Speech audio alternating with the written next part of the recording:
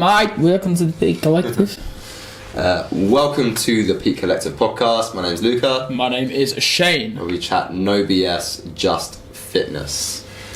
Shane, I thought today would be a great day to talk about. We've done a few episodes. By this point, it'll be 8. Yeah.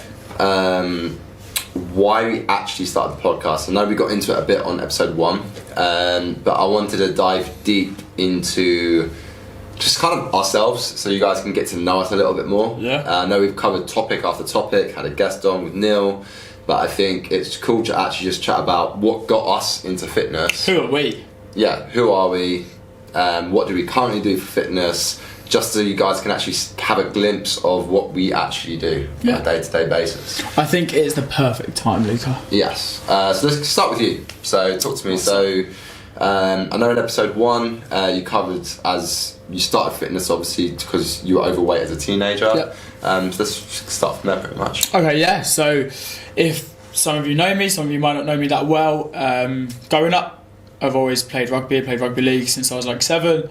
And when I was about 14, 15, I just wanted to make a change. So I was probably obese, very overweight. I don't know what the child statistics are, I never checked. I was a chubby kid, we'll get the picture back on.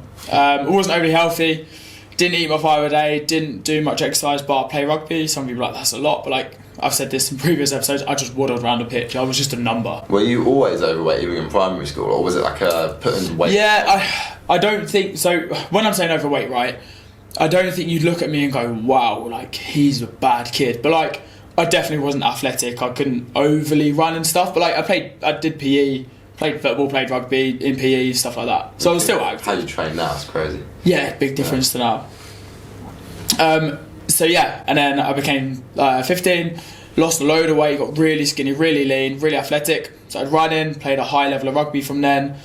Got into county, got representative, academy standard, and then just kept going up from there. And then got my first gym membership, and then just started lifting weights, combine that with running, kind of just get strong, stay fit, and then that kind of longevitised my rugby career and got me to where I am now, which is into CrossFit post rugby at the moment, which again is lift heavy, move fast, kind of the strong and fit element side by side still. How would you say your training's kind of developed? So I think you started off more bodybuilding at the start, right? Yes, I did start bodybuilding. I thought about competing every now and then. I just never, not had the genetics, never really dived into it at all. Mm-hmm. But I trained with a lot of bodybuilders, a couple of people my age growing up when I was about 16, 17, up to about 20 in the gym, trained together. I trained with a lot of people bodybuilding in the gym as well, so I thought that was just what fitness was. So my routine of training was bodybuilding-esque, you know, drop sets, multiple sets, quad sets, giant sets, things like that, and trying to run on the side of it. It kind of didn't go hand in hand. It wasn't athletic at all, but that was just, it worked for me, and I just got by with it. I looked good, felt good, and I could still run, so to me that was like prime performance. Yeah. And then stemming from that, obviously I met you about 3.5 years ago now. Well, I'd say you trained kind of like a hybrid approach back then. Yeah, it was a hybrid, not just bodybuilding. I got a bit better with it. You did a bit more functional stuff with bodybuilding training, with your rugby obviously. How long has it been since you stopped playing rugby now? It's been a year? About a year, so yeah, last May it was, so yeah, a year. Let's not say stopped, but stopped for the meantime. Yeah. Just injured my knee again, subluxed my kneecap, so it fell out. Done my ACL, done my cartilage, tore my meniscus. I was in a knee brace for about 16 weeks. Finished the season, that was it. And I haven't touched rugby ball since for a year now. And do you feel like that's why you've gone more towards CrossFit, is it's kind of filled in that athletic kind of... Yeah, just that sort of gap, it's just been missing. So I touched on it a little bit. So about 2 years ago, I sort of tread the water with CrossFit. I got myself an online coach, worked with her for about 2 years, year and a half. Got to a really good point, but again my injuries were kicking in still because it was kind of not going hand in hand with athleticism, but I loved it. The Olympic weightlifting, which I'd never done before, the gymnastics, the skills, I was fit, I was strong, it was paying off. And then when I'd done my knee injury, that kind of all stopped for at least 4 months. And then I missed, it sounds weird, the change rooms with the boys, the camaraderie afterwards, you're on the pitch fighting for each other in teams, and I needed something to fill it. So last October, late September even, joined a CrossFit gym. So Leighton Buzzard, my first home for CrossFit. Shout out to them. And they took me to my first competition. So I fell in love with it. We did a team one, so mixed fours. It was absolutely amazing. Got the buzz, stuck with it, and then this year turned to a new coach who I know locally, worked really well alongside with him. I'm going to be competing with him in June for Turf Games as well. Doing Turf Games 2 days back to back this year, straight away. And yeah, so just done the CrossFit Open. First time I've done all 3 workouts, made the quarterfinals, came within the top 18% of the world, I think it is, and now into quarterfinals. That's crazy. First year as well. First year, and only really since January, and still then my meniscus re-ripped, my knee went again, and I had a lower back problem for about 6 weeks as well. So I'm doing all right. I think my athleticism is holding me up there. I'm strong and fit, and hopefully going into summer, it's just going to hold out now. So obviously that's like the training front, right? So over what you're talking, 10 years pretty much or more? Like 10 years? Yeah, like gym wise athleticism, if we're talking about that, yeah. As a training, when would you say, like, diet, you felt you finally, oh, now I've got it? I haven't. No, I have. Yeah. It's always a learning process. Yeah, you're always learning something. Always learning, that's what I meant. When would you say, like, how you eat now, when did that kind of click? So there's 2 points that really stem out. I mean, the first one's obviously, as I've said beforehand, and I'm going to keep saying, when I became 15, I stopped all fizzy drinks, stopped sugary foods and things like that, and then that got me to where I was. But that wasn't a learning curve, that was me just stopping. It was a learning curve, but I didn't do any research to it, I just stopped. Yeah. One was going into COVID, 2020. You couldn't go out anywhere. I had to cook for myself. Some of you know this, some of you don't. Don't shoot me, but I was a vegan for a year through that as well. Not shouting them out, I'm not preaching it. I'm now not a vegan. I did a year. I said to myself, I'm quite good at this. If I say a year, I did it with the sugary drinks, and I said I'm going to do a year vegan. I did a year. I got to Christmas, so I was like, yeah, that's it. But I had to learn how to cook. Vegan food wasn't massively an option. It wasn't the greatest thing at the time. It wasn't massive. No. You couldn't go out. Nothing was open. But I trained twice a day and I just cooked everything. Whole foods, my own meals, meal prepped, because I had no other choice. I was forced into it. But people always say, did you see a difference when you were vegan or plant-based? Let's go plant-based more so. Did you see a difference?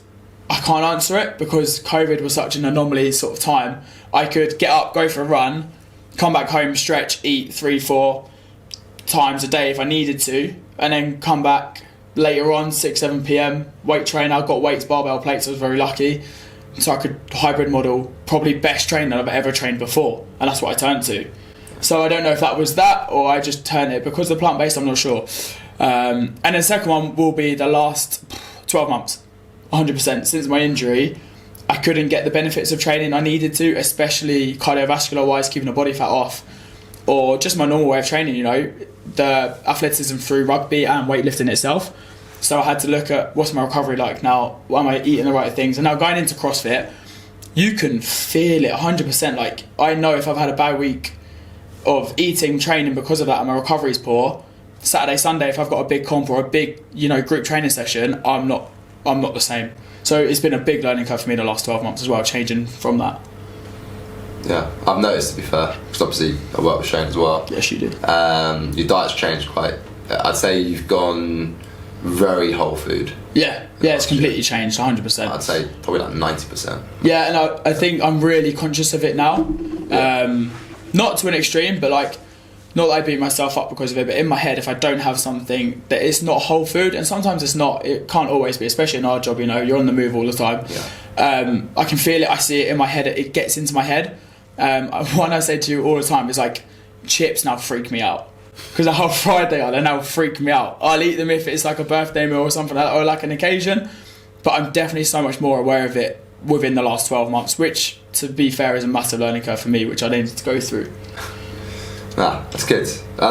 Honestly, this reason I wanted to do this episode today was just get some motivation there. Just 100%. Like, what motivates you, motivates training, diet, etc. Yeah.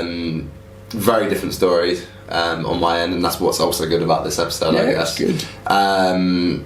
Always been active, but I've played so many different sports that I never just had the one.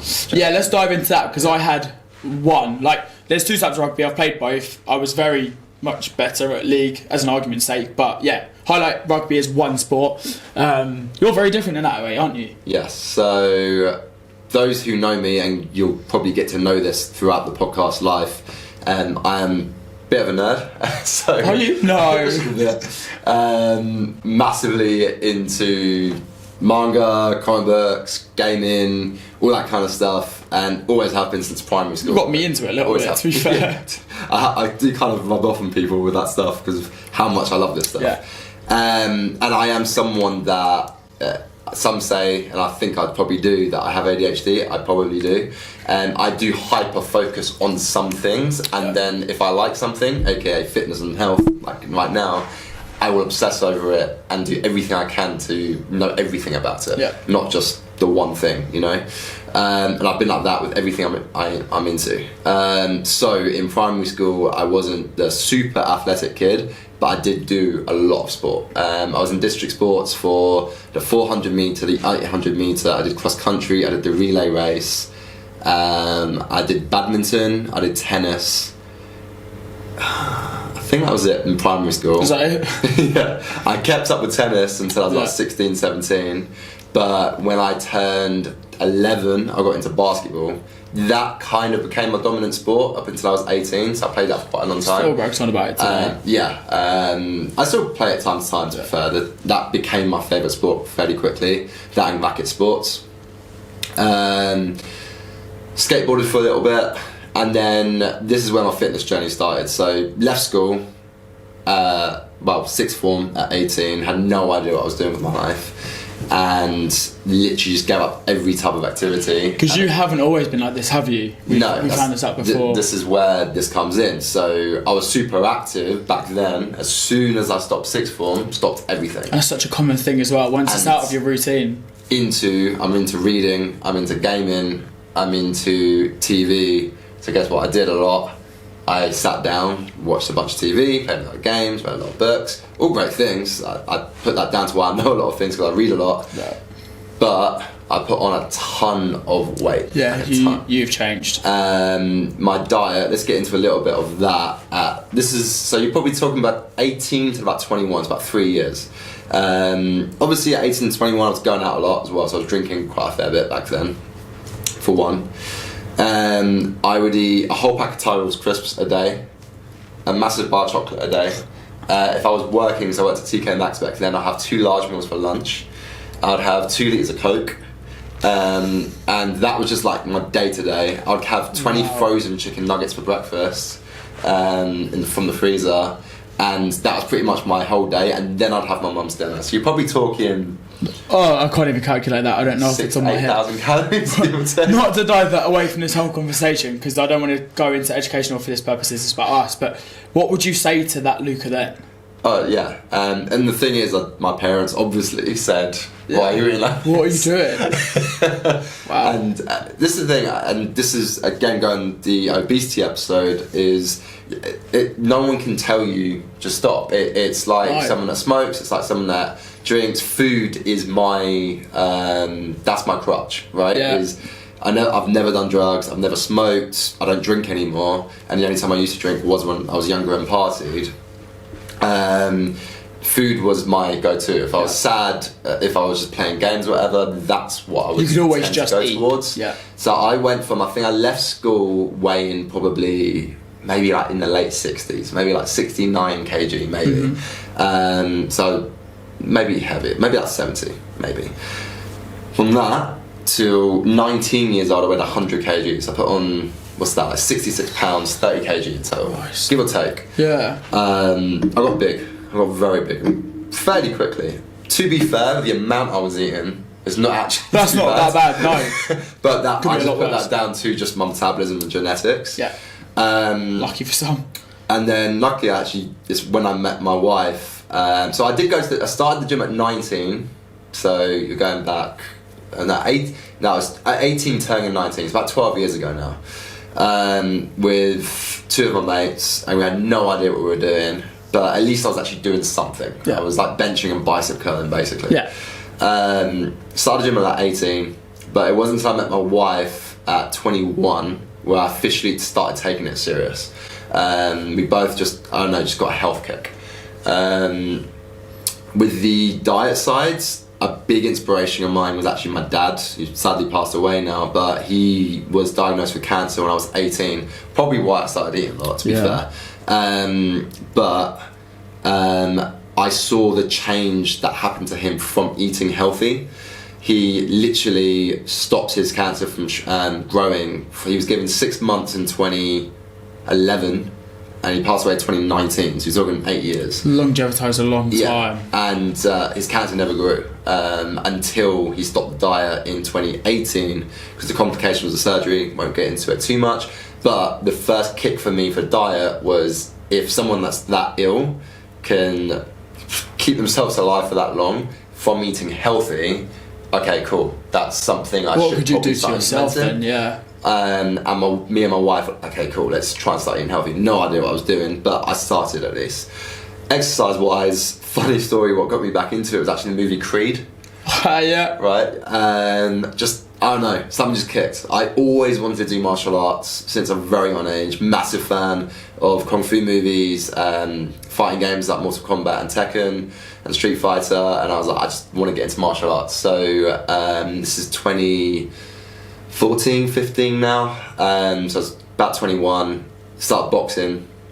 That, with the diet, was literally, I shredded from 100 kg down to about 75 within the first 6 months. It's a big loss as well. Wow. Big loss, congratulations. Yeah. Similar to what you said, I gave up all soft drinks. Yeah. That was the first thing I did, and I lost a ton of weight. Yeah, same. Literally, we'll put both comparisons here. It was crazy. Yeah, crazy, because I think as a kid you kind of do go towards the soft drinks, and just stopping that in general, just lost a ton of weight. And then the second was literally the crisps and the chocolate. Just giving up that bag of Thai rolls and the chocolate bar. You're talking just those three things: soft drinks, chocolate, and crisps, for about 3,000 calories. Yeah, that's on a daily basis. So yeah, I was in a huge deficit. I had no idea what I was doing, but I did lose all the weight. I went down quick. I think that proves, like, we have been just humans. We're not these genetic freaks. People might think so when they listen to us or have us PT them or coach them in the gym. Yeah, we're professionals, but we both had standpoints to that. We just stopped, eating crap. We just stopped the easy access sugar, moved a bit more, eat less, move more, and it got us to where we are. Reiterate, with the diet and the exercise, when I first started, I had no idea what I was doing. Literally, and I still lost the weight. It was purely the consistency. I was boxing twice a week, and I was weight training like 3 times a week. Again, no idea what I was doing, but I started properly, at least consistency wise, and as I did it, I'm sure as same as you, I then started learning from people just what to do. Best way to do it, either get a PT or find a friend or someone that actually knows what they're doing to actually show you what to do. And then broke my rib. Nice. Yeah. Is this an injury episode or? So then I decided not to do boxing anymore, and then got into kickboxing and karate, and did that for quite a few years, up until COVID. Yeah. And then again, very similar story. I think me and you were actually big on the lockdown. Lockdown changed me for the better, if I'm honest. 100%. That's when I got into podcasts. That's when I got into trying to learn about non-fiction things from reading, not just fiction. And when diet and exercise was just so easy for me to have such an amazing routine. I think that's the difference to a lot of people as well. Some people, I still see it today. I actually was speaking to someone the other day and we were like, oh yeah, backlash of COVID, I fell out of the gym. I was like, bro, that's 4 years ago. What do you mean you're still out of the gym? It was such a different standpoint in my life. There was 2 different people. There was people like us that benefited, health-wise at least, that actually was like, I can do something with this time. Which thankfully I did, and I just got so much fitter. I got fixated with learning so much about health and fitness at that point, through podcasts, through YouTube, for courses, and that's when I decided to become a personal trainer, was during lockdown. I just started myself, and I was like, cool, I've been training consistently for 5 years, 7 years in total. Let's try and do something to help others, and hopefully again this episode will help you see that I think a lot of the time, like you said, people now see us who we are now. So in the gym they see me eating mainly whole foods. They see that I train very consistently. They see the stuff I know from reading or podcasts, etc. But what they don't see is that it's not that I'm any better or any smarter. It's literally I've just committed to do the work. Yeah. All I've done is I've stayed consistent for now, 9 years.